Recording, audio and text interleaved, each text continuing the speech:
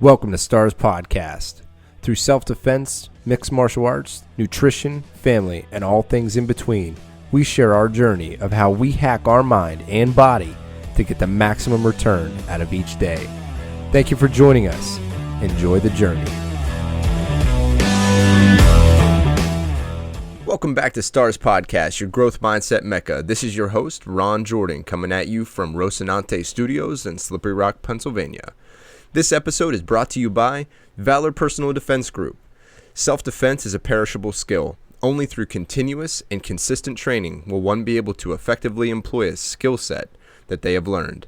Valor Personal Defense Group system is designed to offer constant, consistent, and affordable training to all individuals wanting to learn and stay sharp. We keep our firearms courses affordable to facilitate our continuous training philosophy. Now listeners of Stars Podcast get 15% off firearms courses with coupon code STARS21, which can be booked at valorcombatacademy.com. Oh, okay. Can you hear me now? Yeah, awesome. Oh, okay. Hi. Hey, how are you doing today? I'm good, thank you. How are you? Oh, I'm doing fantastic. You got the Cal shirt on. Yes. My little, what with Gary Moo? Oh, I didn't even notice that part of it. Yeah, so that's my little tagline that I sort of kind of made up. So what would Gary Moo? And then that tag, oh my gosh, that is fantastic. So welcome to the show.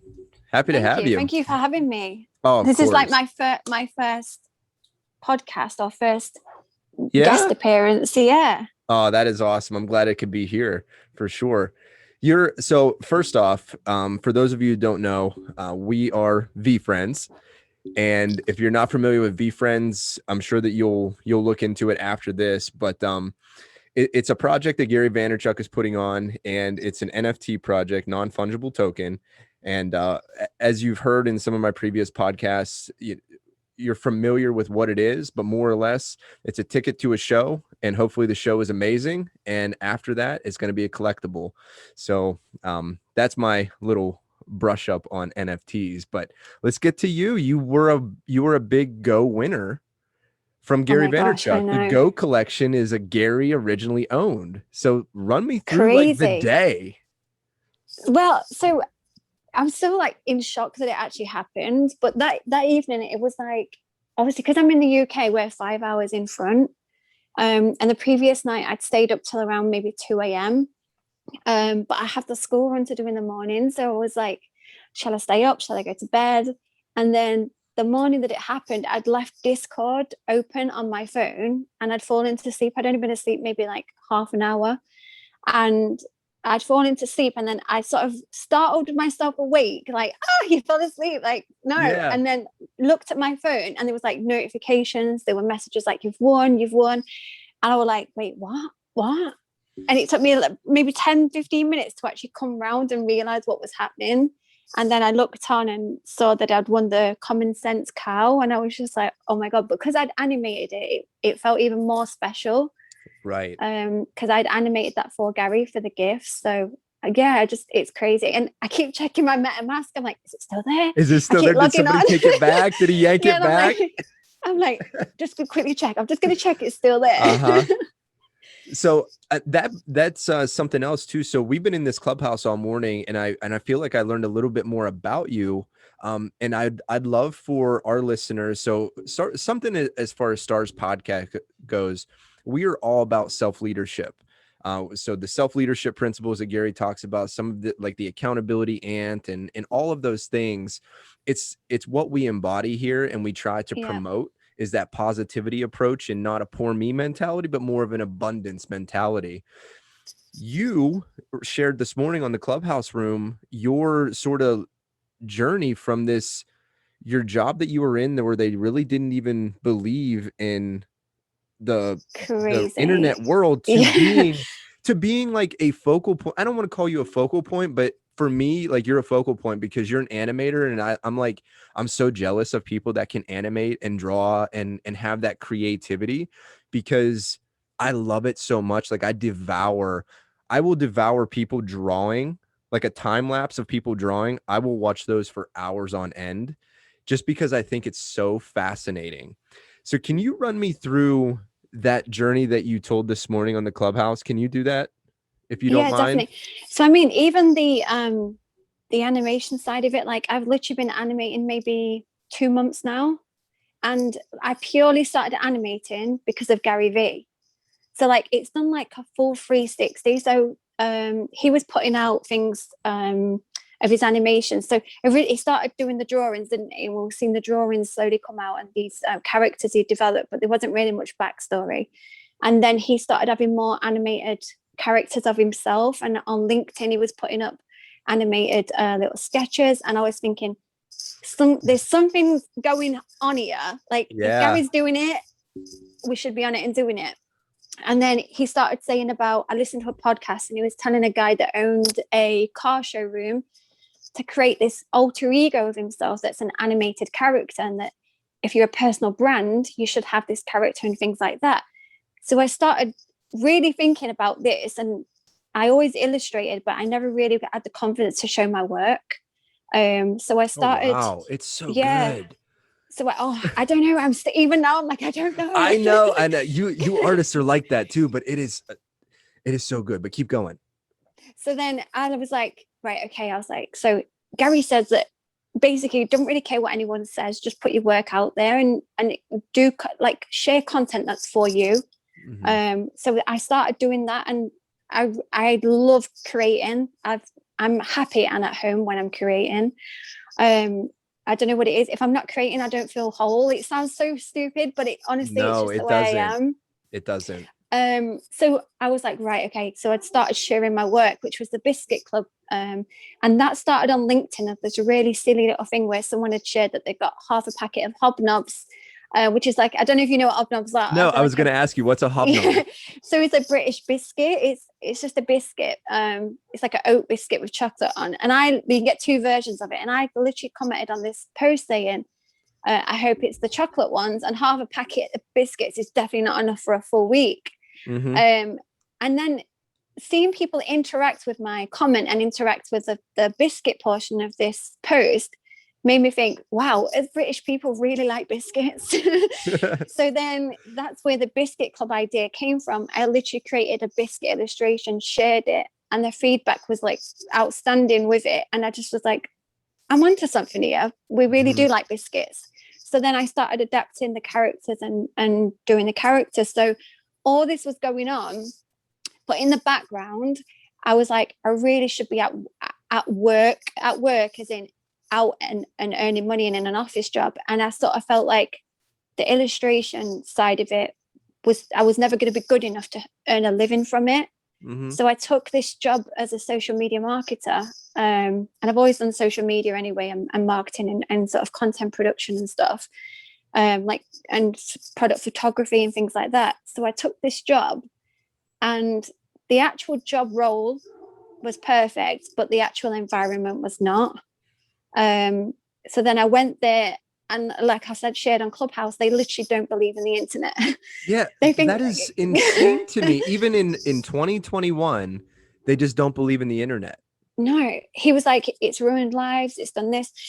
And I was like, wow. So my whole role is a social media role, which is creating a brand awareness for them on various platforms. And I was like, how can I do that if you don't believe in what I'm doing? So I just felt like my job was obsolete, and it was just everything I suggested and recommended that I know would work, it sort of fell on deaf ears. And they'd go, oh, why don't you just do this? Or I'd say, oh, what about doing this? Let's put this strategy together for Facebook, and let's do this ad and target this audience and do this, this, and this. And they were like, oh, let's just put a flyer out. Let's just send a flyer out. And I was like, you're literally trying to turn my role into traditional marketing, and that's clearly not worked for you so far. Let's try something new. But they literally were cavemen. It was just, the whole thing was just like caveman mentality. And Yeah. Did you share with them the story about the biscuits ever? Yeah, but so we started talking a little. So the way it worked was, in the office there was myself, there was an older lady, maybe sort of 60s, there was a gentleman, 50s, and then the other two guys who actually owned it, they were sort of late 40s. So that was I'm 37, so my sort of age group, really. I'm not someone that's sort of 20 years old going in trying to tell them how to do the job or Right. run a Yeah. You've business. lived a bit. Yeah. So we started talking. One of them was like, "Oh, I'm thinking of doing drop shipping. Have you worked on Shopify?" And I was like, "Oh yeah, I've done Shopify." And I explained a little bit about some of the platforms I'd use, like Big Cartel and stuff that I did on Etsy. Mm-hmm. And I was like, and now I do these like greeting cards. So I was showing him a few things, and he was like, "Oh right, yeah, people buy them." And I was like, "Yeah." Like, And do he you was like, see how many "Oh." likes I have, bud? I was just Like, I like, was just going through your Pinterest, "Oh." and I'm like, how would nobody believe in this? Oh, see, my Pinterest has dropped massively. That was over like 1.5 million reach on Pinterest, but it's Yeah. dropped. Consistency is key, and I've not been consistent Mm-hmm. whatsoever. So then the more I was trying to be creative, the more weird they made me feel. I just felt like I couldn't be creative. So I was very, very quiet, and I just went in, did what was expected of me, and came home. And literally within 7 weeks, my whole mentality was downhill. So I'd gone from having this high of posting on LinkedIn and doing the biscuit club and things like that, to then feeling like so low with it. And I took a week off to animate for Gary. I just was like, I'm going to take the week off. I took it off unpaid. It's volunteer work for Gary, so there's no monetary value to it, but there's obviously Mm-hmm. way more value that you Massive. can't put a Yeah. price on. So I was just like, this I really want to do. And I felt like Gary had given me a lot with the content he puts out, and I just really wanted to give him something back. And I've always stuck in my mind on a podcast that he said, and it was that whenever people reach out to him, 99% of the time it's what he can do for them, and that's why they reach out. And he was like, Mm-hmm. it's not very often someone reaches out that wants to do something for me. So that really stuck with me, and I kept thinking, what can you do for a man that's got everything, that Yeah. must have a person for everything? But I thought there'll be something. So I taught myself to animate. I really pushed my illustration side of it. I followed his NFT project, and although I knew I couldn't afford to buy an NFT, I followed it. Joined the Discord group, which took me about 20 attempts to get in because it kept kicking me off the link. Yeah. And then literally went in, and this or a message about, can someone animate GIFs? And I'd got a GIF channel on Giphy, so I was like, oh, I could do a few different things. Mm-hmm. And it went from there. So yeah, so I took that week off, spent the whole week animating, the whole week absorbed in the Discord group and just the whole community.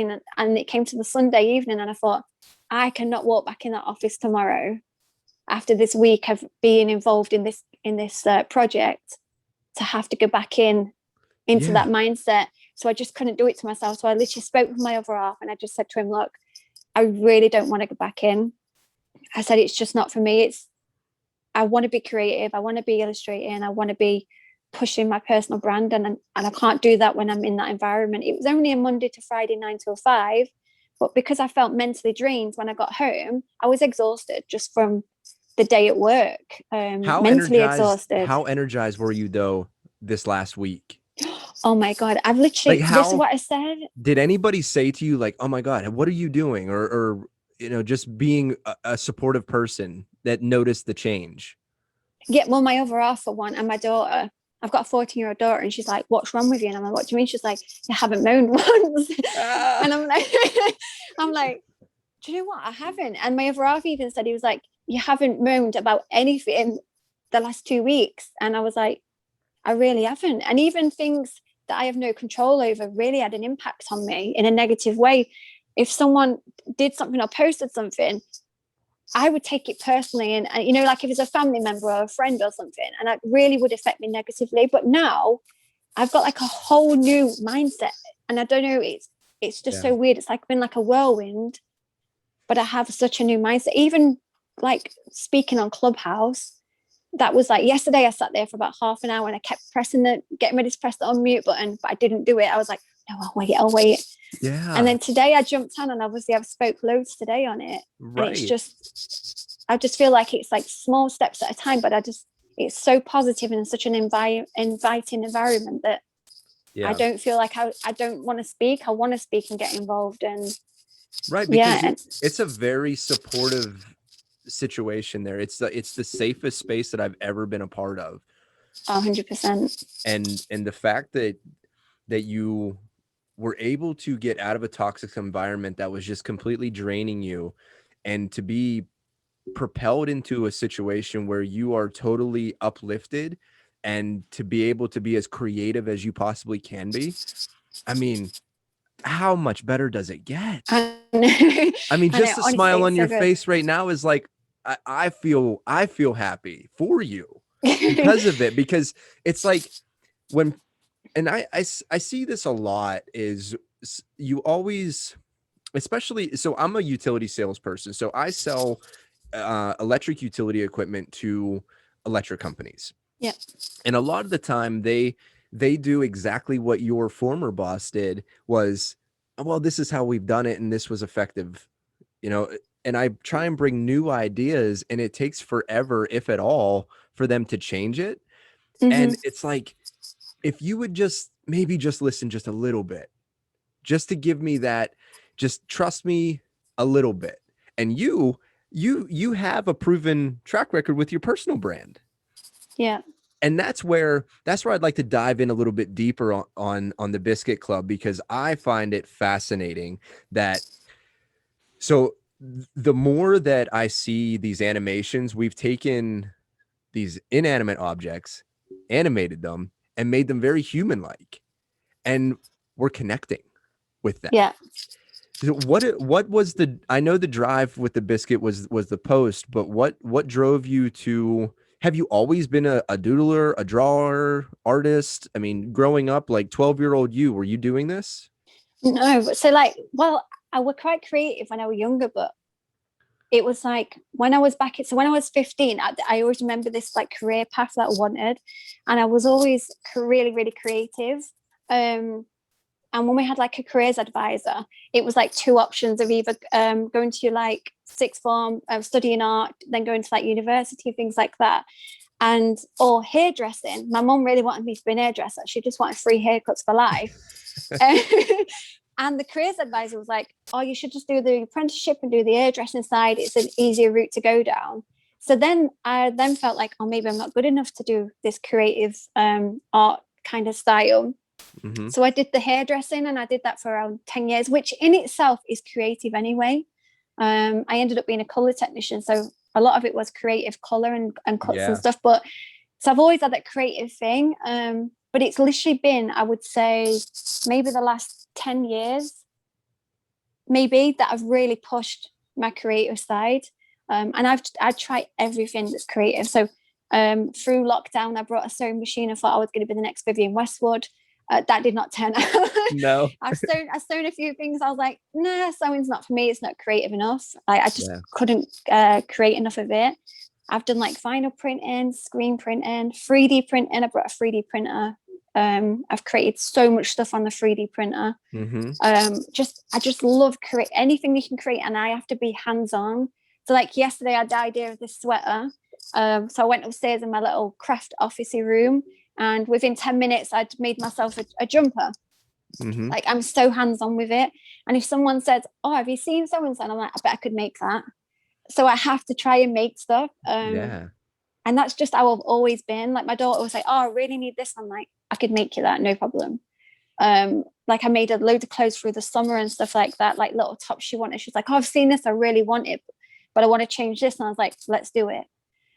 So I've always been creative, but as I've got older, and I feel like now I'm 37 and I'm just finding where I want to be and what I want to be. And I'm like, I would really wish I'd found this 10, 15, 20 years ago. Yeah, but you weren't ready then, you know? No, that's the other That thing. you like, Yeah. and that's the funny part. So I'm 35, and like that's the funny part of all of this is, you gain all of these unique experiences that culminate into, I don't like that, I do like this, I don't Yeah. like that, I like this, but I only like a little bit of that.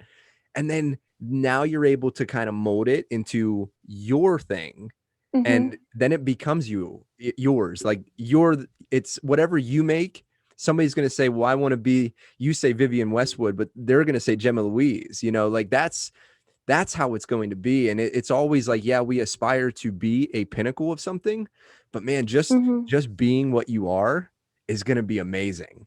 Like it already Yeah. is. And the work that I've seen on the biscuits and the Pinterest, Thank you. and then I go and look at I go into the Pinterest, and then there's you pulling a rainbow Charizard. Like I'm like, Oh this my gosh. this I had to woman mute is that. like amazing. So literally on that video, I was like, we ordered these packs of Pokemon cards, and I've got this really weird knack of doing this, and I've done it about 6 times now. I've pulled like a rainbow Pikachu. I've pulled The three fat one. yeah. Oh, I've pulled 3 Charizards out of the Darkness Ablaze. And then I pulled that one. But literally, when I hold, it's so weird. I hold a pack and I'm like, Charizard's in this pack. I am going to pull a Charizard. And I did it with the Pikachu and the Charizard in the same pull, like the same packs. And I was just like, I'm going to do it. But I had to mute it because I swore so many times. I was like, I don't haven't take it told you. down. Oh, so I was like, I'm going to have to mute that because that Yeah. language should not be coming out of my mouth. But I was Uh-huh. just so excited. I was like Of screaming. I was like, course. I told you I was going to get it. But yeah. Uh-huh. So we've got some PSA cards, well, cards at PSA at the minute that we sent back in September, October. So they're the Darkness Ablaze VMAX Charizard ones. So Mm-hmm. I'm waiting for them to come back so they're in the nice Ooh, slabs. But yes. yeah, but I was so buzzing when I pulled that. I Now, literally was are just you a like a shouting. lifetime Pokemon person? Is that adult onset Pokemon? Or No, so I mean, as a kid, we had Pokemon cards. Mhm. I've got 5 brothers, so there's like 8 of us. I've got 5 brothers and 2 sisters, and I'm the eldest. So I've grew up around like I played football as a kid with my brothers and stuff. I was always running around in a Man United football kit till I was about 13, Uh-huh. maybe 14, and then we had like the Pokemon, and I always remember playing with wrestlers and stuff. And then as I've got older, I sort of dropped off a little bit. And then when I got with my partner just before, I was really big into Marvel. And I still am really big into Marvel and DC, but Marvel more so. And he's a little bit younger than me, and he likes gaming and stuff like that. So that sort of brought that side out of me, and I felt like I could be comfortable to be the inner geek that I really were. Yeah. And then that's when we started with like collecting Marvel things, DC, and then started looking into the Pokemon, and I was like, oh, we really should start collecting Pokemon and getting the cards and stuff, and it went from there. So it was during lockdown that we really started with it. But yeah, but he equally likes it, but he doesn't get as excited as I do. Uh-huh. Yeah. That's amazing. And those Darkness Ablaze packs, I mean, those I was looking at them on the secondary because so I'm adult onset Pokemon. Like I watched them as a kid Mm-hmm. and I had all the cards, but as every other kid, I got rid of all of them. Yeah, Because I'm grown up now. I don't do Pokemon. yeah, Just like, you know how it is. You get suffocated just like your old boss did. Like they suffocate that out of you. yeah, And it's like, okay, well, I need to be this other person now. But now it's coming back to me, just like you said. Like I just got so tired of suppressing all of it. I've always been a gamer, and I've always sort of geeked out on those types of things. And we went, and I said to my daughter, I said, I would love for you to experience these cards, because her stepbrother, he had Pokemon cards like forever, and mm-hmm. and he's not in the house anymore, so she doesn't get to experience it through him. So I was like, okay, let's do these card openings just like you. It was like, it's lockdown. What else are we doing? I know. Let's There's hang nothing out and else to do. Yeah. yeah, let's hang out and let's do these. And I couldn't find the cards anywhere at my local markets. So I was on the secondary, and they're like $18 a pack. Yeah, It it's made me like want to crazy. vomit. I know. It's so quick. We actually spent, I think it was like 3 days, and we picked a different place. This is so sad. And we picked like a different place and was like, right, we're going to go here and try and find Pokemon cards. And we would like drive around, like we have B&M stores here, which I guess is kind of like your Walmart, maybe, Okay. kind of. It's like just like a small independent kind of chain of shops, and they sell Pokemon cards, but you have to drop on. And we were literally driving around maybe 10 different ones, I would run in one shop and he would run in a different shop, and we'd try and see if we could find them, and then we'd come back out and be like, no, next Yeah. ones. And that's literally how we got, just trying to drop on and I find love these it. Pokemon cards, but we ended up in the end ordering just from online stores Hmm. and doing it that way. But yeah, but oh, I just look, you can't beat opening a pack, and just when you No. pull out that big one, it's just an insane feeling. Right. It is totally insane. I got ecstatic when I saw you pull it. I was like, "Oh my gosh, she pulled the Charizard." You know? It's so Um good. so that brings me to another thing too. Like you have this relentless forward progress that you consistently are involved in. You know, just like your daughter wanting the clothes or whatever, like you seem to be able to adapt. Mm-hmm. Where do you feel like that part of you comes from? You're able Honestly, I to don't adapt and know. accomplish. Yeah, I honestly don't know. My partner said this to me last night. He was like, when you set your mind to something, you literally achieve it. So like, even like going back to the with the Gary Vee and the animation thing, I knew I wanted to do something for him in a context of working for him, but I didn't know how yet. But I was like, one day I will speak to Gary and I will work for him in some capacity. And like within 4 weeks, I like pulled it off, and then I'm sitting thinking, how have I done this? Like, I don't know how Yeah. I've done it, but I've done it somehow. I've done it. But I've always been like that. I think I've had to learn to adapt to certain situations, so it's became sort of a strength rather than a weakness of having to adapt to him. Um, I don't know. I get so intrigued by things that I have to learn to do it. And if I don't know how to do something, I have to learn until I can do it, because Hmm. it absolutely I can't sleep at night if I can't do something. If I've got my mind set on something, I've seen something, I think, I wonder how that's done. Yeah. I then Let have me to research. let me ask you this though. So when you get into that mode, what happens to the rest of your life? Like all the other things that are going on are so let me put it to you this way. Did I lose you? Can you Go on, still no, hear it's me? okay. Yeah, Okay. okay. So when I get focused in on something, everything else sort of I was up here with everything else, and then it's like I don't pay attention to anything else. I get so hyper focused on that one thing to accomplish Yeah. it that I'm so glad that I have a supporting and yet kind, candorous wife who's like, "Hey, Ron, I understand that you're here on this thing, but I need you to be at least halfway on a couple other things." Yeah. Do you get into that predicament as well?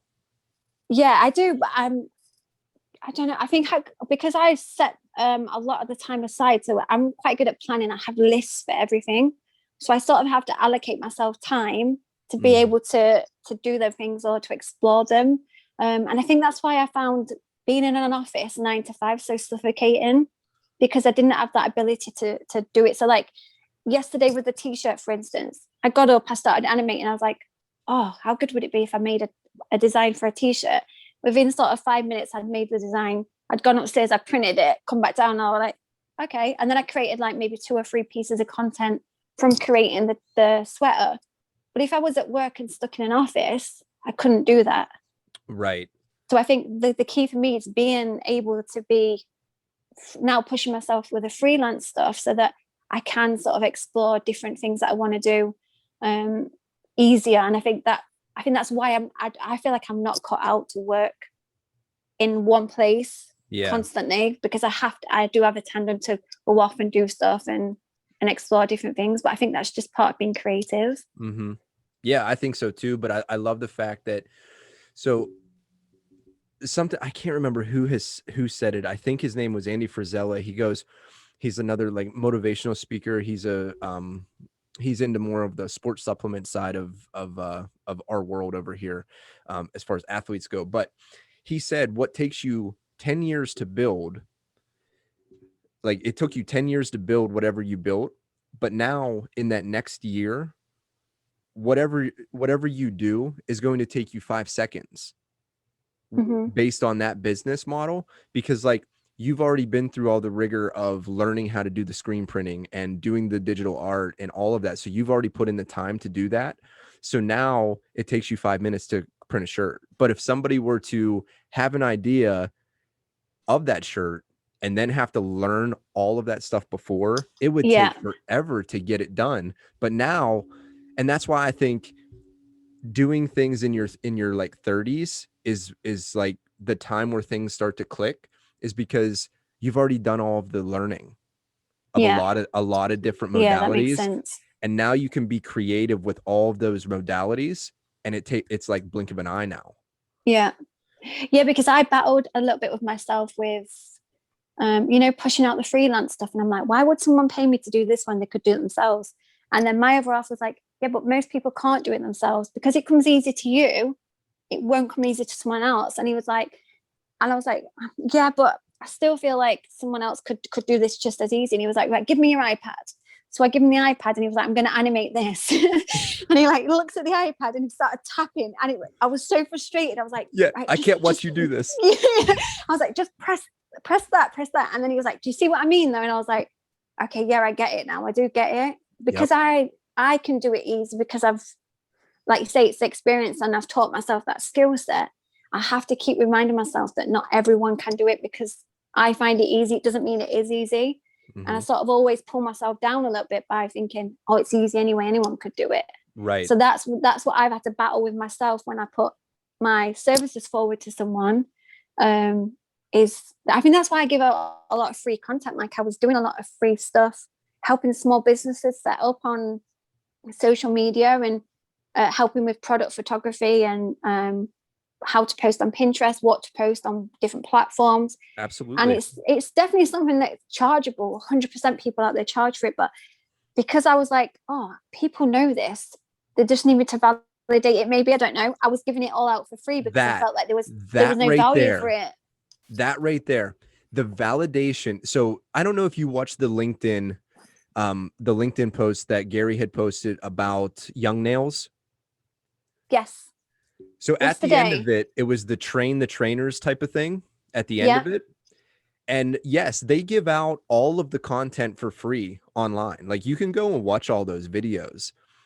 But I think really the trick of all of it, not the trick, but the real sticking point of the trusting and that part of the relationship comes from them going to whoever put out that video in real life. They go to them now and get trained by them and hear the exact same thing, Yeah. but it's like validation that they're doing it right from the person who taught them how to do it. And I Yeah. think that right there is the gem that you're talking about. That's how I feel about it. And I feel like those who, like you say, that it comes easy to you, it probably comes easy to you just because, like, and I also believe that certain people have the brain to do it and other people Mm-hmm. don't. Like other people have the brain to be an accountant and look at spreadsheets, and there are different styles and things like that. But I think you hit it right on the head. They need the validation. Yeah, definitely. Mm-hmm. Yeah. And I think we all do it. Like I've done it, definitely done it. Oh yeah. Like, and I think it's just one of those human traits. But I think once you can get past that, like Gary says, needing validation of outside people and just allow yourself to be the validator. Like, if you're happy doing it Yep. and you think you're doing it right, just keep doing it. And Mm-hmm. I think that's for me, that was one of the biggest turning points was I've stopped worrying what people think. I post whatever I want to post. Obviously, everything I post is respectful anyway, but I post what I want to post and what I would like to see, and what I enjoy seeing. And I've just stopped worrying about other people. And I just think if they don't like what I post, they don't have to A, look, B, they can unfollow or whatever. And and it's definitely worked for me now. Yeah, it's all Yeah. about the intention of what you're trying to do. And if you have the Mm-hmm. intention just to put it out there because you want to help folks, not everybody needs what you're putting out there, which is fine. Yeah. And once you, like you said, once you get to that level of saying, if like, not 100% of people need to love this. Yeah, exactly. It's the people who it's going to hit are the people who need it, and that's Yeah. why you're putting it out there.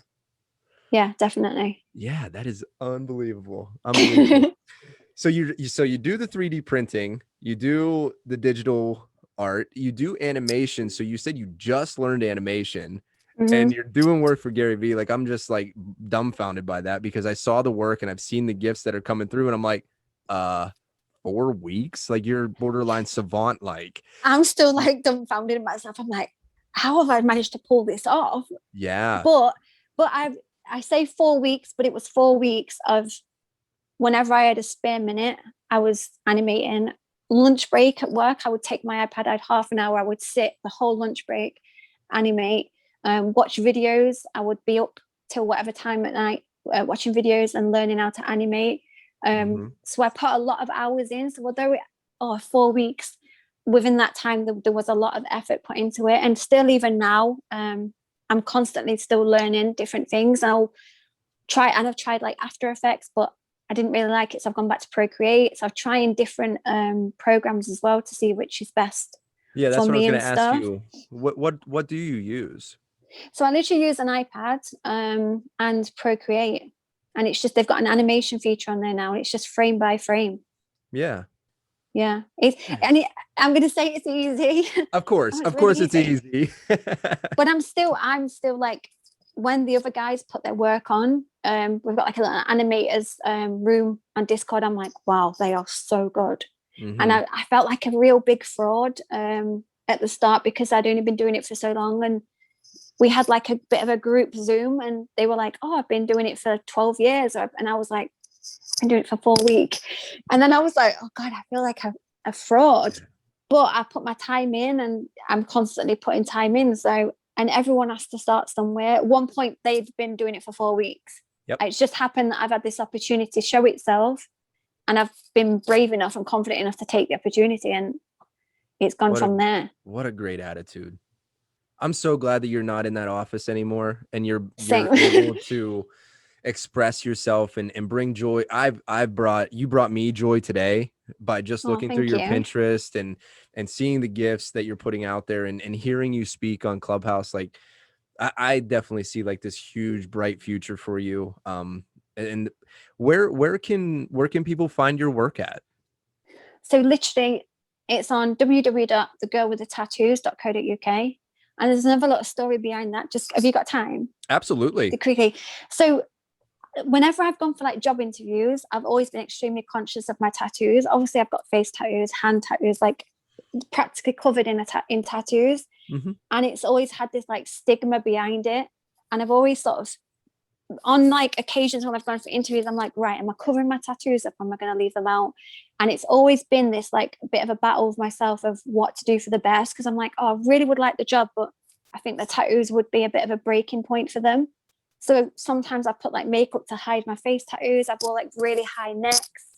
And then it was literally, again, because of Gary, and he was like, use basically what you think is a weakness, show it to the world. Did you listen to the like, real estate agent one?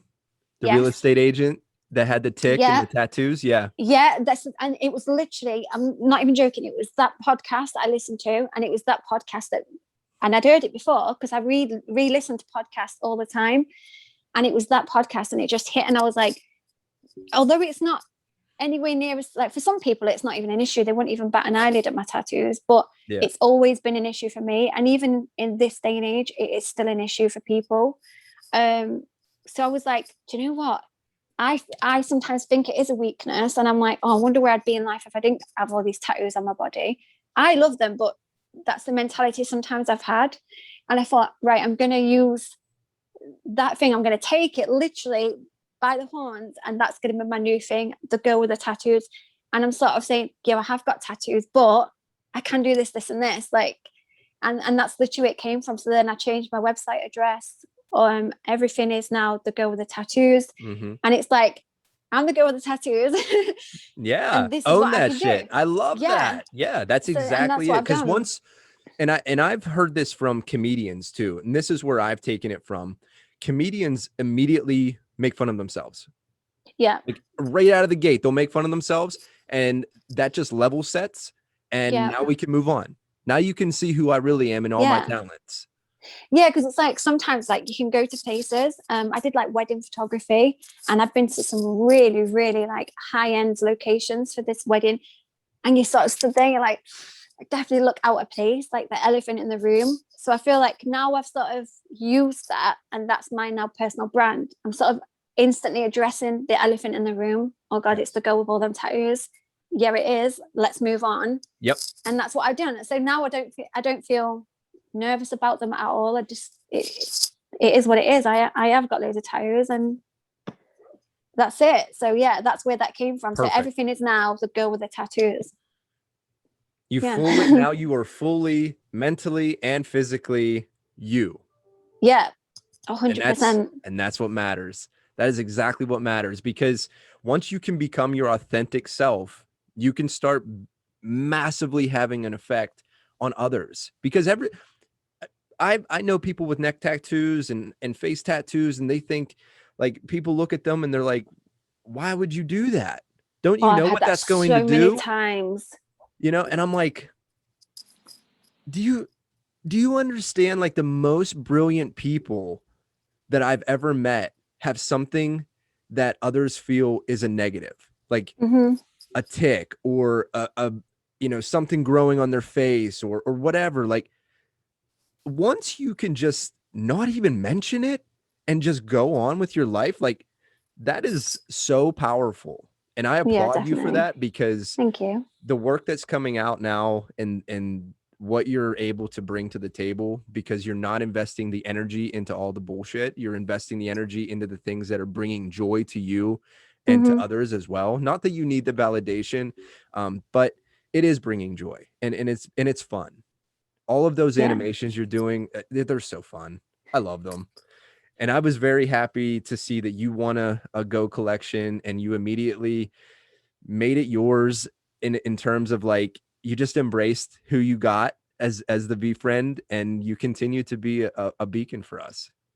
Thank you. Do you know, it's like overwhelming to hear it. And, like, when people are like, oh, you really deserved it. And I'm like, wow, these are complete strangers that are telling me I deserve something, when I've had people that I've known all my life that have made me feel the complete opposite. And I actually shared a tweet that said, I felt like a burden all this time. And I've realized that it's because I was surrounding myself with the wrong people. It wasn't me, it was the circle that I was in, and that's family, friends, whatever. And I truly believe that the circle that you surround yourself with, those people, are sort of, your mindset is obviously then adjusted to that. So because I've been around everyone in the Discord who are so positive and so happy and helpful and just kind people, Mm-hmm. just all apart from, was it Krusty Camel today? Yeah, apart from him, and even that was kind He of was funny. still polite, yeah, He and he was was still polite. very polite. It was just a really weird polite. Yeah, but just being surrounded by people like that, and having strangers say you deserve this, although I don't really need the validation, it's still really nice to It feels hear. good. And it was so warm, and I was like, wow, maybe I do deserve it. And you start believing it, and you're like, no, I do deserve this. Mm-hmm. So yeah, it's been, honestly, the last 2 weeks for me has felt like a lifetime, but it has been so nice and so welcoming. I really needed it, and I'm glad that I can give something back, because I literally get so much from it personally as well. So it's honestly been so nice. Good. Yeah, so thank you as well. Yeah, absolutely. And thank you for your time this morning. I do have to jump off of here, but I'm going to be following you, the girl with the tattoos everywhere. And I know that you're on Instagram. You have a website. Where else? Pinterest? Pinterest, LinkedIn, TikTok, but I don't really use the TikTok, but that's something I am going to start pushing Yeah, with. I'm going to start doing tutorials. I did see and some of stuff. those though. Yeah, because of the tutorials. Yeah, I started doing a few just Procreate tutorials, or just real simple things that can really change. There's that simple word people. again. I know, I've got to start doing that, haven't I? But just things that are, yeah, I understand. I understand completely. I'm just jabbing you. Thank you so much, Gemma. I appreciate your time. No, thank you. It's been brilliant. Thank you. Absolutely. And this is not going to be your last podcast. I'm sure of it. You're going to get hit up for more. So thank you again. Thank the girl you. With the tattoos everywhere. Enjoy. Bye-bye. All right, guys. What a show. Thank you so much for joining us. And as always, enjoy the journey.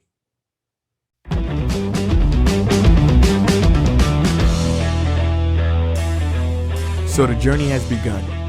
If you guys listening to our content today had any kind of value, or you were moved in any way, please feel free to subscribe, pass it on, let everybody know that these two guys are the truth. They're out here just trying to do good things to make good people. Thanks.